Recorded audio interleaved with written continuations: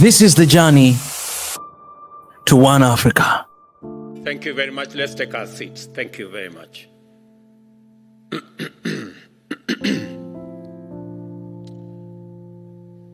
Excellencies, honorable ministers, distinguished delegates, ladies and gentlemen, good morning and welcome to Nairobi. It's called the Green City in the Sun. Welcome to Kenya and welcome to the Africa Climate Summit. I have welcomed you to this great city on behalf of the people and government of Kenya to this meeting that is co-hosted by the Africa Union and the government of Kenya. Let me give you a bit of information that will make it easy to find your way around. Nairobi is a very interesting city. On one side, there is a full canopy forest. And on the other side, we have a wildlife national park.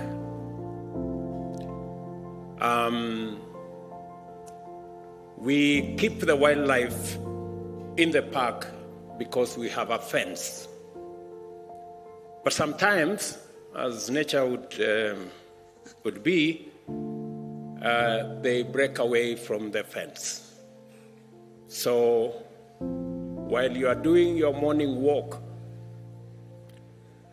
you might encounter a lion. Please be careful. It is not tamed, it is wild. Let me also inform you that Nairobi is the home of the United Nations Environmental Programme, the only UN agency headquarters in the global south. So, discussing matters environment, you are in the correct city. And if you need any referencing, the UNEP is right here. Let me also volunteer some additional information that Kenya, a few kilometers from where you are seated, scientists, including myself as a scientist, discovered and located the earliest remains of man on Earth. In other words, this is where humanity began. Before you guys went all over the place, in Europe and America and Asia and the rest of our continent, this is where we all began. And therefore, allow me to welcome you home.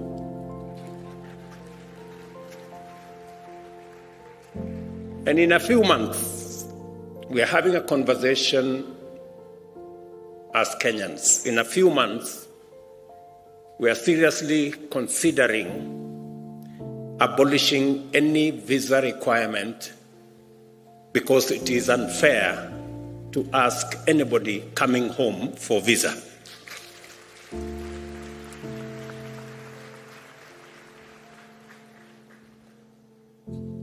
I welcome all the delegates who responded positively to Africa's call to gather at this inaugural Africa Summit.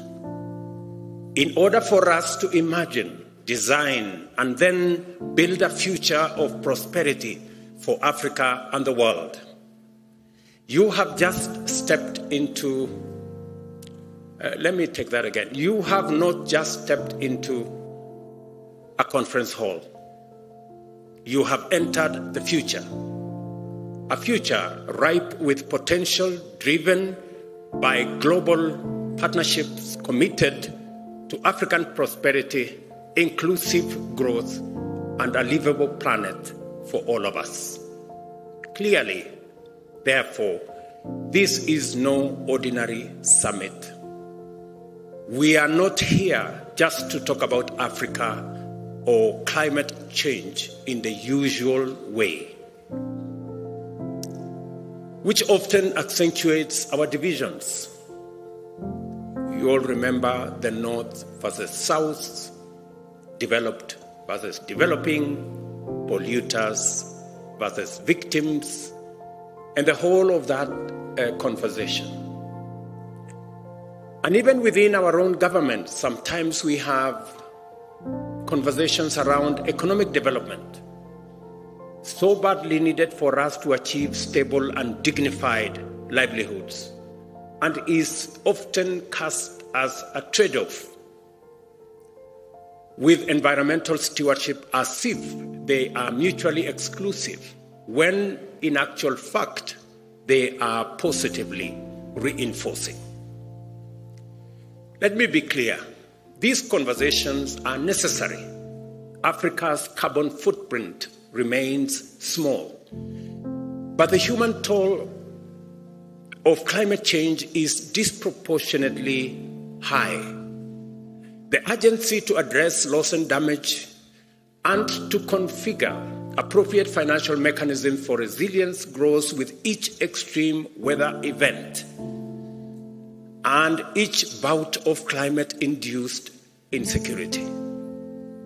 A complex interplay of needs and responsibilities is a daily challenge, but it should not lead to a deadlock. We must be alert to the fact that they can sometimes blind us to the bigger picture. Delivering prosperity and well-being for Africa's growing population without pushing the world deeper into climate disaster is not just an abstract proposition or a mere wishful thinking. It is a real possibility proven by science and affirmed by emerging experience. An opportunity-oriented focus on climate action is the engine for propelling Africa into a realm of stability and prosperity, elevating us to middle-income status and beyond. This context is precisely what sets this climate summit apart from others. It aims to unite us across neighborhoods, across sectors, across institutions, local or international, across country borders, across continents, and across generations. It is because we all have a shared stake in the Earth's ability to sustain life that we must envision together a future that embraces the values of equality, human security, and shared prosperity. Africa possesses all the necessary conditions to realize this future.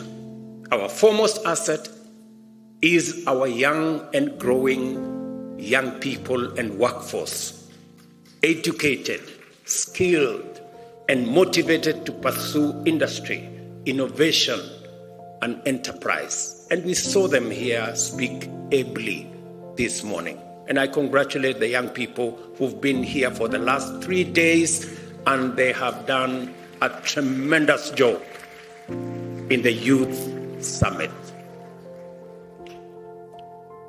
We have ample renewable energy potential as well, and the natural assets and resources to green our own consumption, but also to meaningfully contribute to decarbonization of the global economy.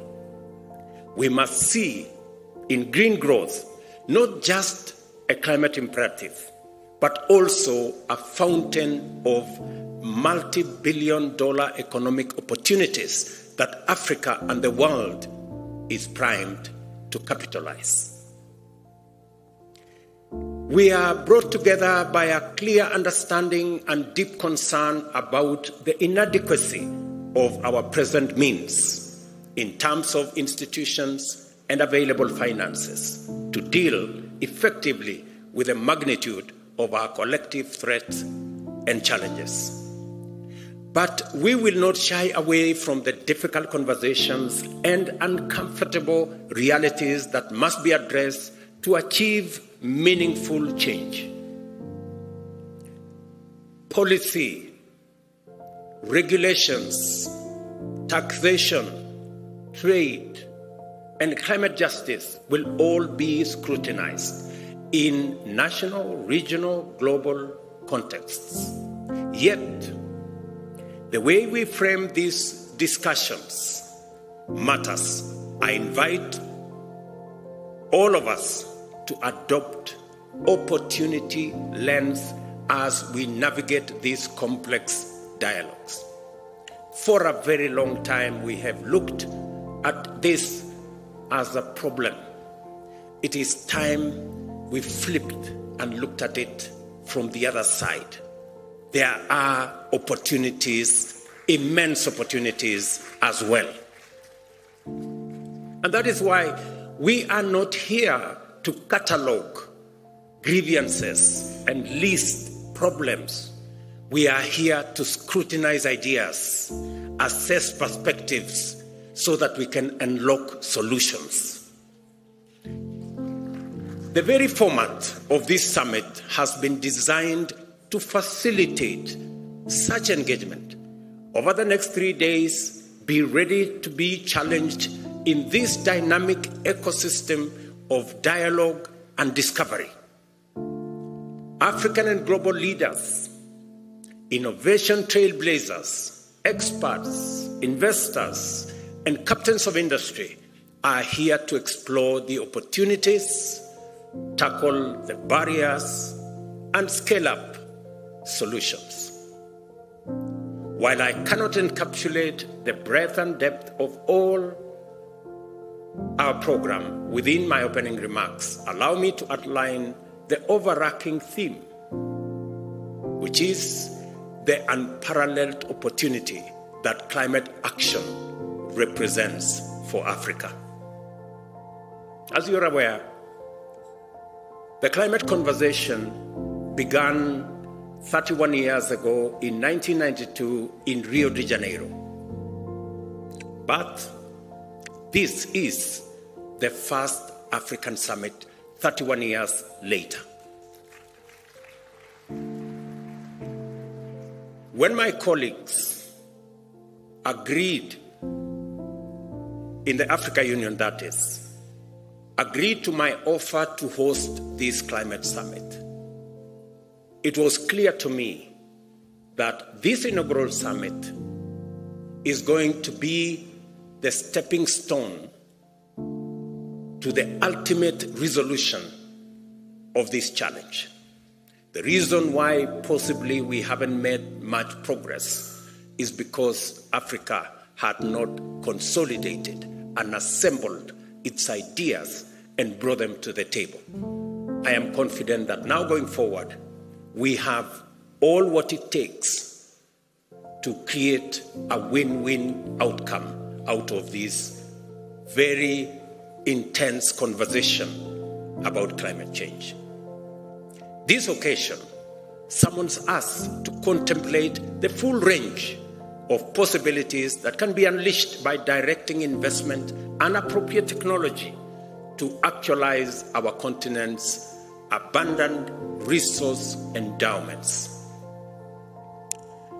Let us look, for example, at food production and the protection and expansion of our invaluable natural carbon sinks, which stand at the intersection of our environment and ecology on one end, and economic opportunities on the other end. Since 1961, Africa has witnessed a 1/3 reduction in agricultural productivity due to climate change, a stark reminder of the urgent need for adaptation. Yet, much of the world is just waking up to the merits of restorative agriculture, a practice that already resonates with African farming practices. By building on the wealth of indigenous knowledge, we can scale, enhance, and even monetize our agricultural systems. This enables us to unlock the huge potential in our agricultural land assets, representing 2/3 of the world's uncultivated, underutilized, arable land, to feed our growing populations and to do so in harmony with our invaluable natural carbon sinks. Additionally, the restoration and expansion of Africa's natural carbon sinks are not just an environmental imperative. In fact, they are an unparalleled economic goldmine. They have the potential to absorb millions of tons of CO2 annually, which should translate into billions of dollars if we were living in a fair world, improve livelihoods, and millions of opportunities across this continent. And I was having a conversation yesterday about a banker of one of the big multinational banks. And he was telling me about Africa's GDP. And GDP is about assets. It's about what you have. We have the carbon sinks that serves the world, cleans our environment, acts as sequestration of carbon that is produced by others. But we get nothing for it. It's not anywhere in our balance sheet. Everybody's assets are in their balance sheet. Some of ours are not in that balance sheet. The day we put our whole assets in our balance sheet, you will know that we are a very wealthy continent.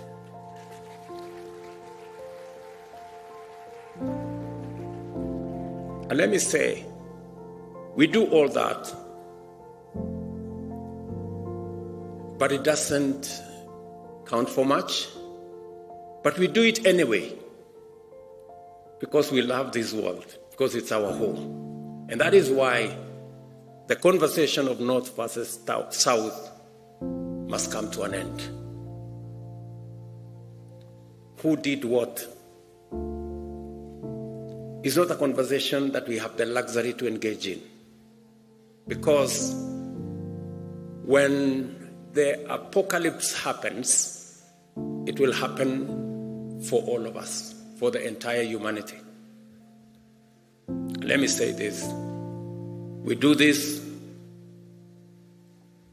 and all of this comes while safeguarding our biodiversity. We are careful to make sure that that's in place. Our renewable energy resources are not just environmental necessity. They are the ultimate catalyst of radical socio-economic prosperity. They can fuel sustainable development, drive economic growth, create jobs, and also uplift millions from energy poverty, all while reducing our carbon footprint continentally and globally. The possibilities are not just promising, they are transformative. Africa can power all our energy needs with renewable resources. The continent has enough potential to be entirely self-sufficient with the mixture of wind, solar, geothermal, sustainable biomass, and hydropower. In Africa, we can be a green industrial hub that helps other regions achieve their net zero strategies by 2050. In other words, what I'm saying is Unlocking the renewable resources that we have in our continent is not only good for Africa, it is good for the rest of the world. Because we not only are driving our own growth, but we are ready to share these resources with the rest of the world. And by doing so, we will assist the rest of the world in ensuring that we move towards the net zero target that we all set for ourselves. And for Africa, renewable resources, it is not just the volume, but also the non-seasonality of our renewable energy that stands out. The nearly year-round sunshine makes Africa's solar potential particularly unique, perfectly suited to industrial energy demands, something that is challenging in other areas, especially in temperate climates. Kenya, for example, serves as a good example of what is possible. Our national grid currently operates at 3 gigawatts, with 93% of that power being renewable. Our ambition is audacious yet achievable: 100% renewable by 2030 and a 100 gigawatt grid entirely renewable by 2040. A serious challenge in bridging the investment gap in order to enable the continent meet its energy needs is the creation of demand on sufficient scale to provide incentives for appropriate private investment in energy infrastructure development.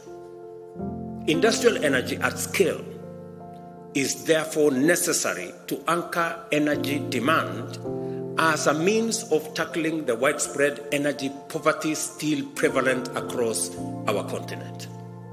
The numbers are stark. Nearly 600 million Africans lack access to electricity.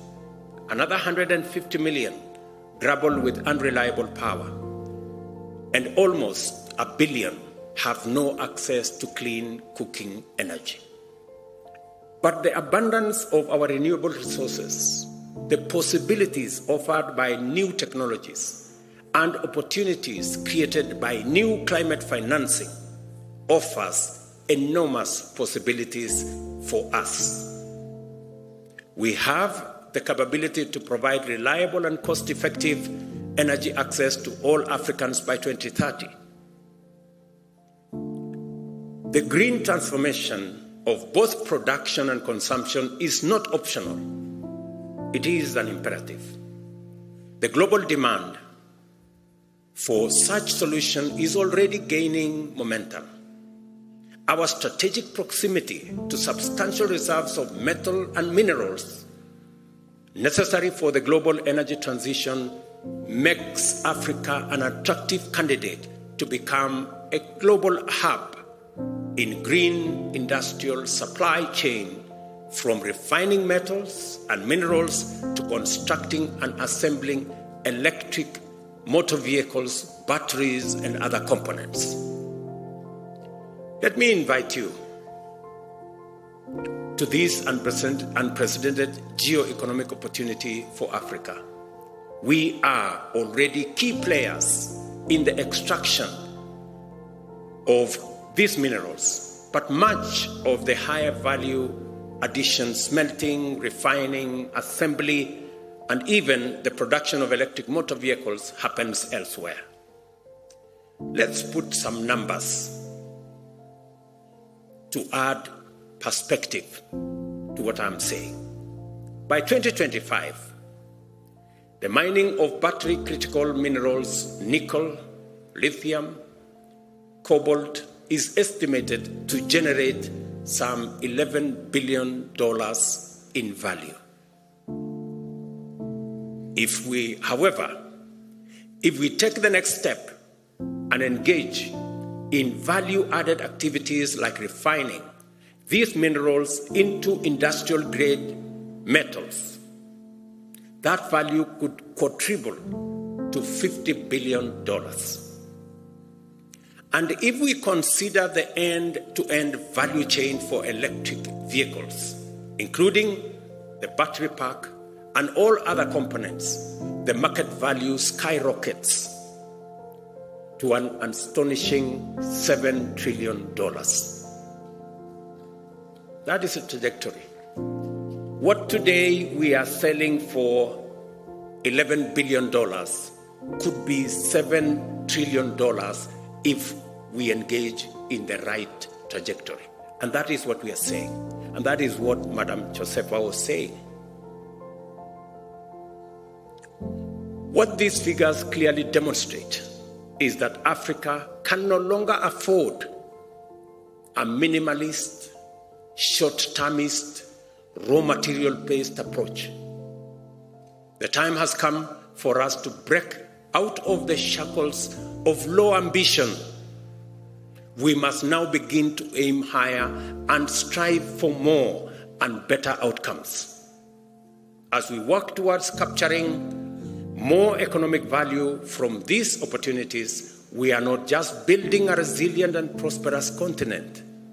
We are also contributing to a more balanced and stable global economy.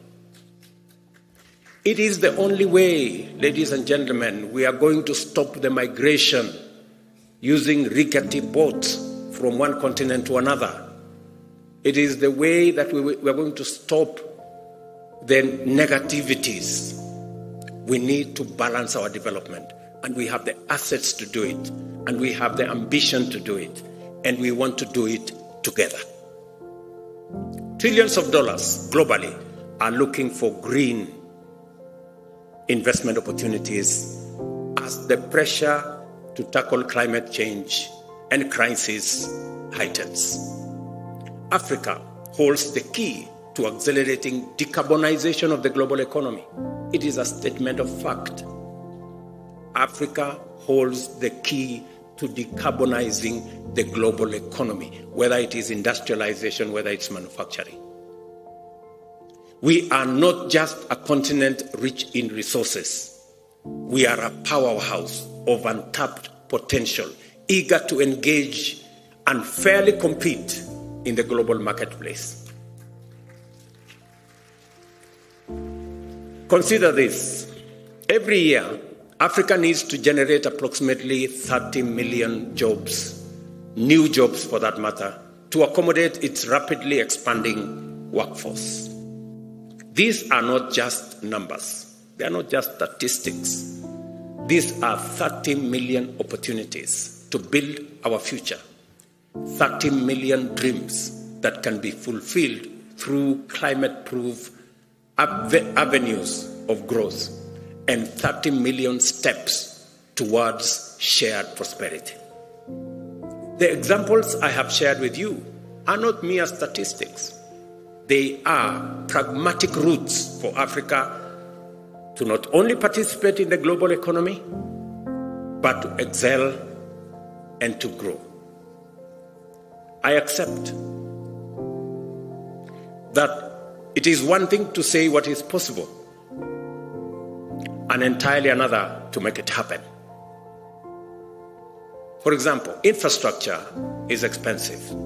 It needs finance and finely tuned policies to attract investors. It needs technical know-how and agile institutions. A major concern that we all know and we all appreciate is cost of capital in Africa, acting as a most prohibitive barrier to our progress. Private investors charge high premiums driven by both real but mostly perceived risks. It is not a secret that we are paying at least 5 times as much as advanced economies to borrow from the financial markets. It's a fact, documented. Like many of us, a few years ago, I would have believed the challenges were too great and the barriers too high. Today, I see them differently, as mere tests of our collective will and ingenuity. We should develop effective policies and regulations that catalyze investment and entrepreneurship and unleash the creativity of local business. We must transform Africa's resource wealth from mere potential into real opportunities by directing large-scale investments that will actualize the possibilities that exist and await our citizens in present and in future generations. Let's make no mistake, however, we have no choice but to approach this colossal task with clear minds and open eyes. A lot needs to happen before Africa can live up to its full potential of providing climate solutions for its citizens and to the entire world.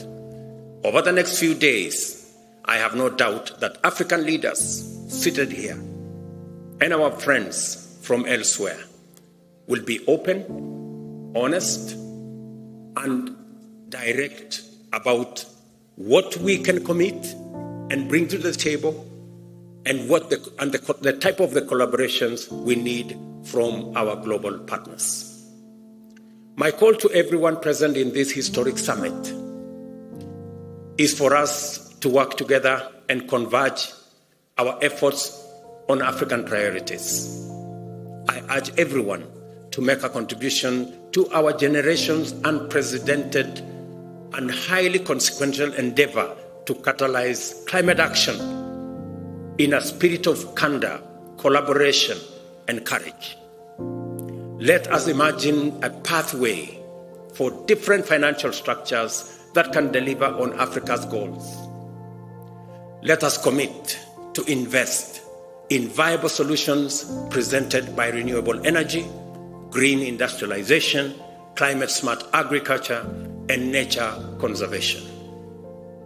I am confident that we are all inspired by the possibilities before us and galvanized by the demands of this critical time to engage productively, collaborate successfully, and conclude the Africa Summit with a Nairobi Declaration on green growth and climate finance agenda that will commit us to pursue a climate-positive path to propel Africa's economy and promote job creation in a manner that limits our emissions and aids global decarbonization efforts.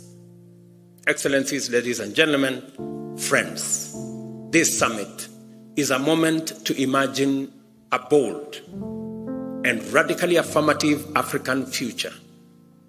We are here to envision a continent that links markets and connects resources with demand, unlocking massive economies of scale, a continent that offers an economic backbone for a decarbonized world, a continent that thrives and shapes climate-proof future for all. So, as we immerse ourselves into the array of complex issues during the summit, let us fix our gaze firmly upon the horizon of possibilities. The future is not just something to hope for, neither is it something to merely wish or wait for. The future is for us to conceptualize and actualize, starting now. That is what we have come to do at the Africa Climate Summit. Welcome to the future, and I thank you.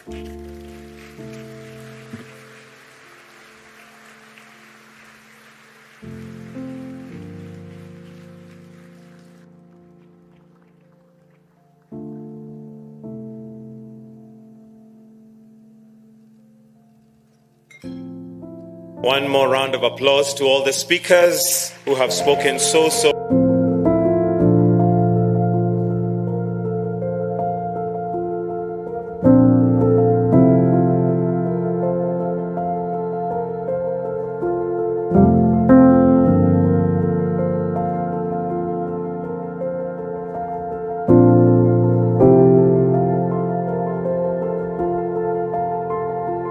you.